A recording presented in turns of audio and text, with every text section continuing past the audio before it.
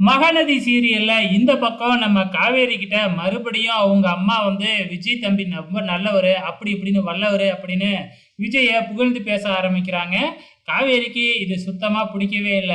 அதே டைம்ல பார்த்தீங்கன்னா, இந்த பக்கம் நம்ம காவேரி பாப்பாவும் பார்த்தீங்கன்னா, விஜய் கிட்ட காவேரி மிஸ் போகும்போது நான் பார்க்கவே இல்ல அப்படின்னு சொல்லிக்கிட்டு இருக்கிறாங்க.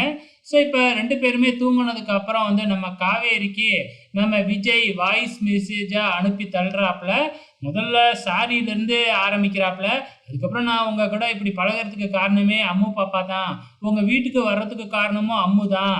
ஸோ அம்மு இவ்வளோ சந்தோஷமா இருந்து நான் பார்த்ததே இல்ல. உங்க வீட்டுக்கு வரும்பொழுதும், உங்க கூட இருக்கும் பொழுதும் தான் அவ ரொம்ப சந்தோஷமா இருக்கேன். நான் பண்றது எல்லாமே என் மகளுக்காக தான் பண்றேன்.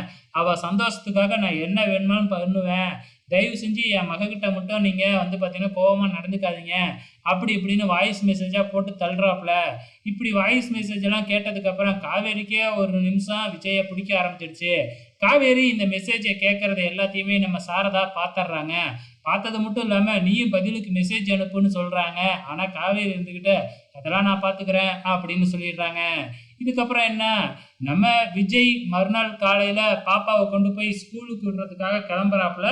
அவரும் பயங்கரமா டிப் டாப்பா ட்ரெஸ் பண்றத பார்த்துட்டு, என்ன எங்க மிஸ்ஸ பார்க்கறதுக்காக நீங்க இப்படிலாம் ட்ரெஸ் பண்ணிக்கிட்டு இருக்கீங்களான்னு கரெக்ட்டா காவேரி பாப்பா கண்டுபிடிச்சர்றாங்க.